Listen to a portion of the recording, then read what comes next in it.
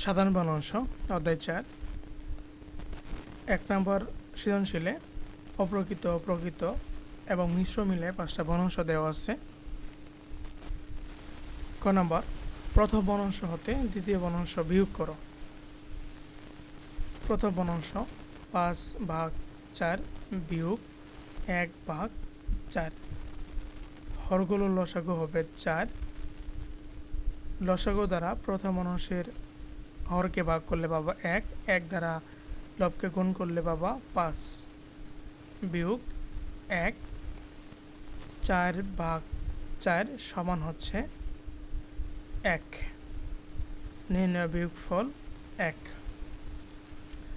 এরপরে খ নাম্বার, মিশ্র বর্ণাংশগুলোকে অপ্রকৃত বর্ণাংশে প্রকাশ করো। মিশ্র বর্ণাংশ দেওয়া আছে 3টা। প্রথম 3 সমস্ত 2/7, 7 গুণন 3 যোগ 2/7, 3 7 21 যোগ 2 23/7।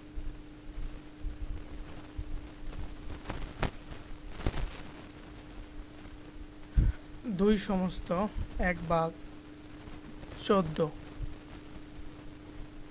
তাহলে 14 গুণন 2 যোগ 1/14, 14 2 28, 1 29/14। তৃতীয় বর্ণাংশটা হচ্ছে 2 সমস্ত 3/35, 35 গুণন 2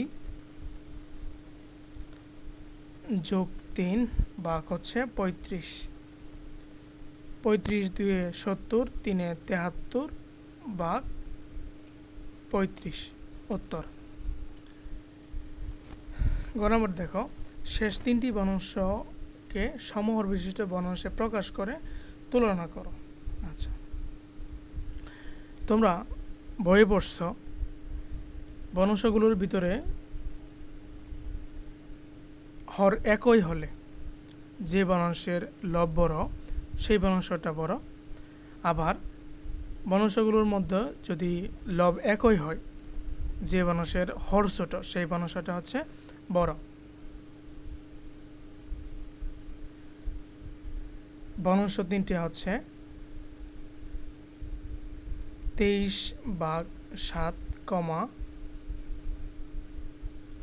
29/14, 73/35। এখন হরগুলোর লসাগু বের করো। 7, 14, 35। 7 1 বার, 2 বার, 5 বার, 5 2 10, 7 10 70। এখন তোমাদের বইয়ে যেভাবে আছে 70/7 সমান কত? 10।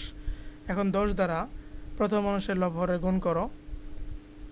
23 গুণন 10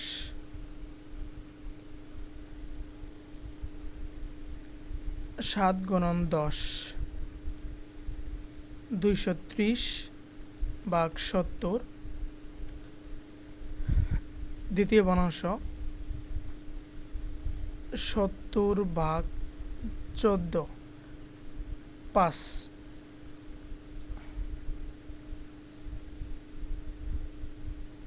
29 গুণন 5, 14 গুণন 5, 5 9 45, হাতের 4, 5 2 10 আর 4 14, 145/70। তৃতীয় বর্ণাংশ দেখো 70/35, ভাগফল হচ্ছে 2।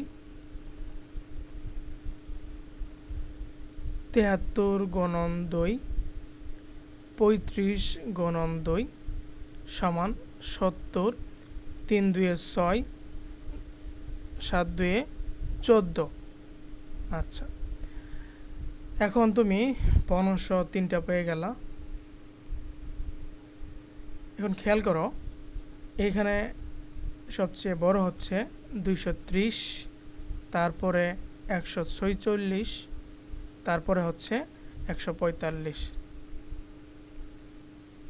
230 ভাগ 70, 146 ভাগ 70, 145 ভাগ 70।